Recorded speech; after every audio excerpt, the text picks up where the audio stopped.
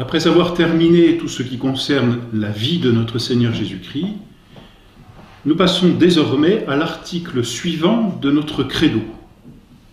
L'article qui concerne le Saint-Esprit, c'est le 8e article, « Je crois au Saint-Esprit ». Nous avons vu dans le premier article tout ce qui concerne Dieu le Père, d'abord Dieu de façon générale, puis Dieu le Père et la création. Nous avons vu ensuite dans l'article 2 et les suivants tout ce qui concerne la deuxième personne de la Sainte Trinité, notre Seigneur Jésus-Christ, le Fils qui s'est incarné, qui est descendu sur la terre, qui a pris une chair humaine et qui est mort sur la croix pour nous racheter de nos péchés et nous remettre en amitié avec Dieu et ainsi nous ouvrir le ciel pour notre propre rédemption et notre salut. Nous passons maintenant, si l'on peut dire, à la troisième partie de notre credo, la dernière partie de notre credo, qui commence avec ce 8e article, « Je crois au Saint-Esprit ».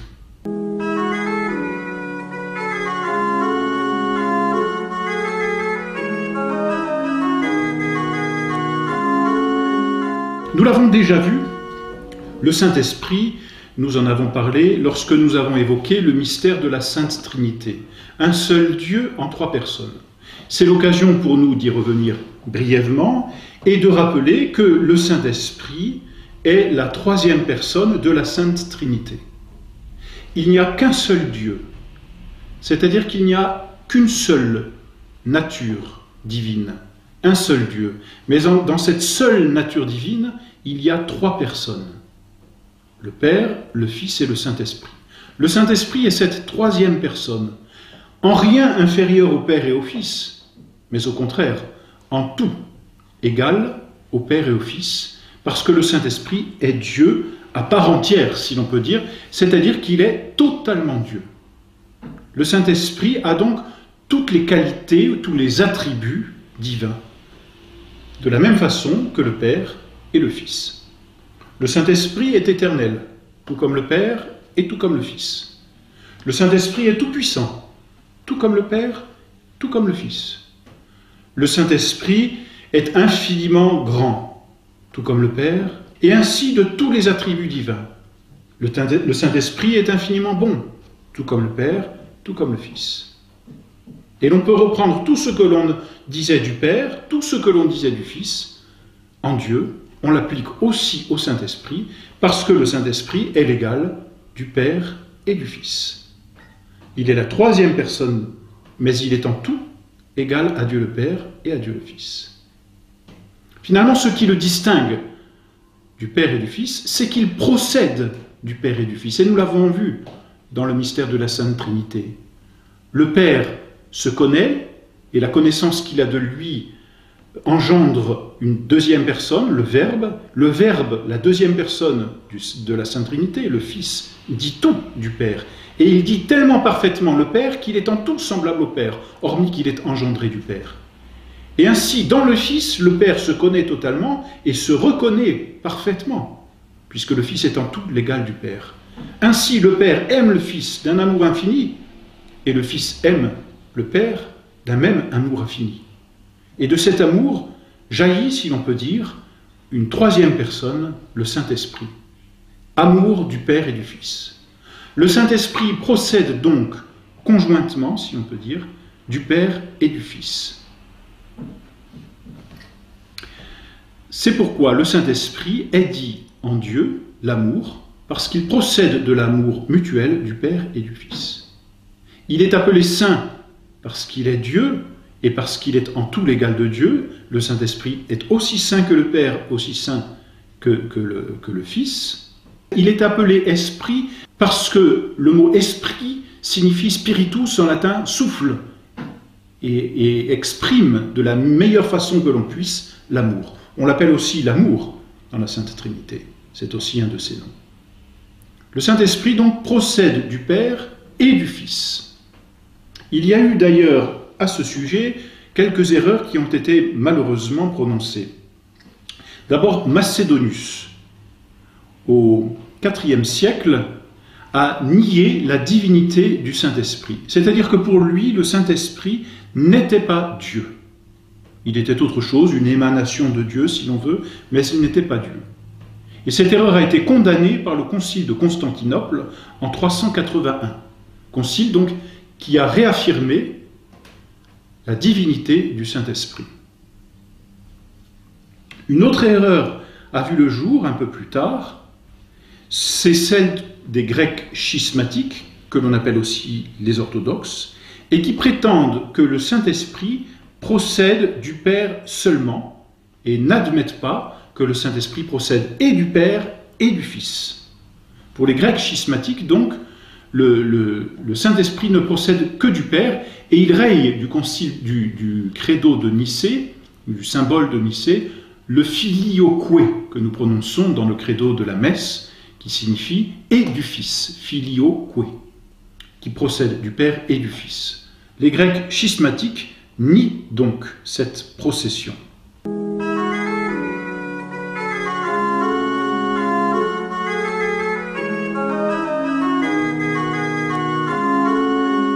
Voilà donc pour le Saint-Esprit, c'est-à-dire pour la personne du Saint-Esprit.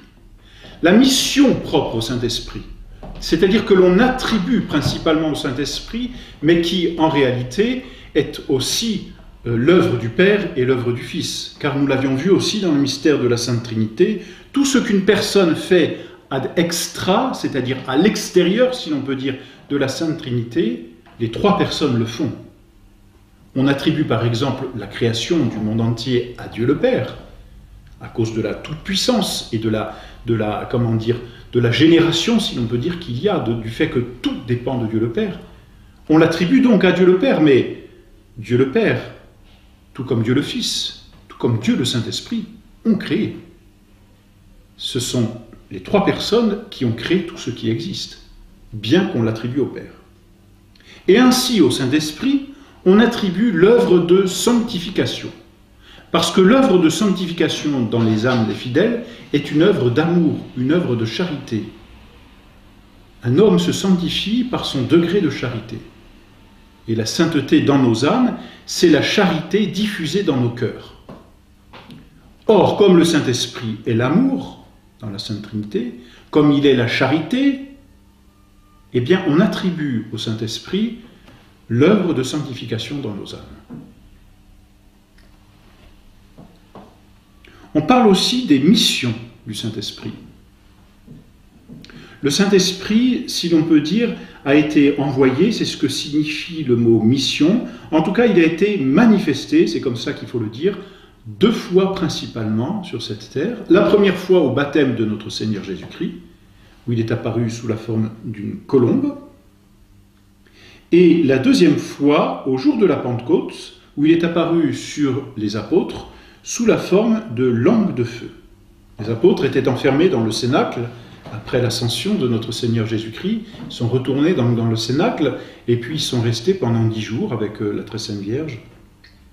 Et au jour de la Pentecôte, à 9 h du matin, on entendit un grand bruit que toute la ville a entendu puisque les gens ont accouru auprès du cénacle. Et le Saint-Esprit a rempli cette maison où se trouvaient les apôtres et des langues de feu sont apparues au-dessus des apôtres, manifestant ici le Saint-Esprit qui vient s'emparer des âmes des apôtres. Ces langues de feu signifient naturellement le don qu'ont eu les apôtres de parler des diverses langues des peuples, et puis signifie aussi l'action du Saint-Esprit qui, dans les âmes, tout comme le feu, a éclairé les âmes, puisque le feu sert à éclairer, et les a embrasées d'un amour qui cherche à se répandre et à consumer, si l'on peut dire, les âmes qui sont autour. Et c'est ainsi que le Saint-Esprit a, on peut dire, converti au sens de changer les âmes des apôtres, et en a fait de véritables apôtres qui sont partis, à leur tour, évangéliser le monde entier. Voilà donc pour les manifestations du Saint-Esprit. L'action du Saint-Esprit continue, et elle continue dans l'Église. Et c'est pourquoi, d'ailleurs, à la suite de cet article du Credo, nous allons étudier l'article du Credo qui concerne l'Église catholique. Parce que le Saint-Esprit, et c'est à lui qu'on l'attribue encore une fois, gouverne l'Église, protège l'Église, et permet à l'Église de se répandre à travers l'univers entier, en répandant la foi intègre et en répandant les sacrements pour la sanctification des âmes. Au Saint-Esprit, on attribue 7 dons. Les 7 dons du Saint-Esprit sont la sagesse, l'intelligence, le conseil, la force, la science, la piété et la crainte de Dieu. Ce sont les dons, ce que l'on appelle les dons du Saint-Esprit, qui sont donnés à l'âme du juste en même temps qu'il reçoit la grâce et la charité. Chaque fois qu'un homme est en état de grâce, il possède en lui les dons du Saint-Esprit. Ces dons, ce sont des qualités qui sont mises dans son âme, des qualités ou des habitudes surnaturelles qui viennent perfectionner l'âme du juste, l'âme de celui qui vit en état de grâce. Et cette perfection dispose l'âme à recevoir les souffles, les inspirations du Saint-Esprit. On compare les dons du Saint-Esprit au voile d'un bateau apte à recevoir le vent, et en recevant le vent à mouvoir le bateau, ou à des antennes, si l'on veut, pour prendre une image peut-être plus moderne, capables de recevoir des messages aujourd'hui. Et ainsi, les dons du Saint-Esprit sont dans l'âme comme 7 antennes, comme 7 voiles, si l'on veut dire, comme ce sont des images, n'est-ce pas? Mais les 7 dons sont donc ces 7 qualités de l'âme qui viennent disposer l'âme à recevoir les souffles du Saint-Esprit et ainsi à être mue par l'action du Saint-Esprit. Car c'est finalement en cela que réside principalement la sainteté. La sainteté consiste pour une âme à être totalement sous l'emprise du Saint-Esprit. Et cette emprise sur l'âme, le Saint-Esprit l'exerce au travers de ces dons, de ces 7 dons. Il y a aussi, avec les dons du Saint-Esprit, 12 fruits du Saint-Esprit. Fruits qui sont comme l'apanage de la vie de l'âme avec le Saint-Esprit, l'union de l'âme avec le Saint-Esprit. Ces 12 fruits du Saint-Esprit sont énumérés par saint Paul dans l'épître aux Galates. Ce sont la charité, la joie, la paix, la patience, la bénignité, la bonté, la longanimité, la mansuétude, la fidélité, la modestie, la continence et la chasteté. Ce sont comme 12 fruits que l'âme possède du fait qu'elle est sous l'emprise du Saint-Esprit.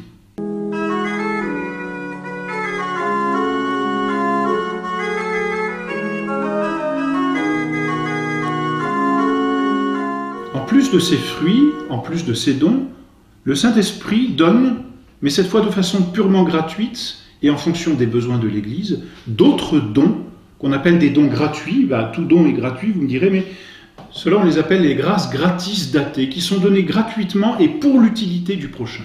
Non pas pour la sanctification personnelle, cette fois, le Saint-Esprit donne ses dons, donne ses fruits pour la sanctification personnelle. Les dons du Saint-Esprit sont là pour que le Saint-Esprit prenne possession de l'âme. Les fruits sont l'apanage, si l'on veut, la résultante de cette âme qui vit avec le Saint-Esprit. Mais en plus, le Saint-Esprit donne à l'âme d'autres dons gratuits, gratis datés, et qui ne sont pas donnés à l'âme directement pour elle-même, mais pour l'utilité du bien commun, pour l'Église, pour la sanctification des autres. Ces dons, ou ces charismes, c'est ainsi qu'on les appelle, grâces gratuites, grâces gratis datées en latin, disons-nous, eh bien, sont au nombre de 9. C'est le don de parler de la sagesse, le don de la science, le don de guérir, le don de la foi, la vertu d'opérer des miracles aussi, la prophétie, le discernement des esprits, le don des langues, et puis celui d'interprétation.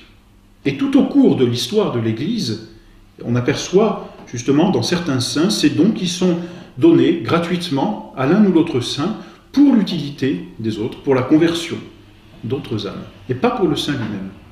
Un saint, par exemple, ne guérit pas ou ne fait pas de miracle pour lui-même, pour sa sanctification. Il le fait pour la sanctification d'un autre. Comme la preuve, par exemple, que Dieu est à l'œuvre ou que Dieu existe, tout simplement, pour prouver l'existence de Dieu. Voilà.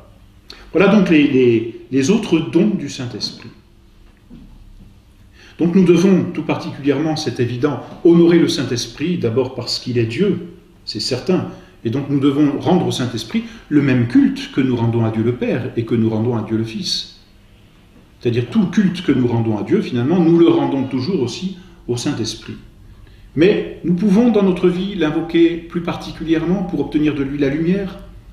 Aujourd'hui dans notre monde peut-être pour obtenir de lui le don de force, garder la fidélité par exemple, et puis pour notre propre sanctification.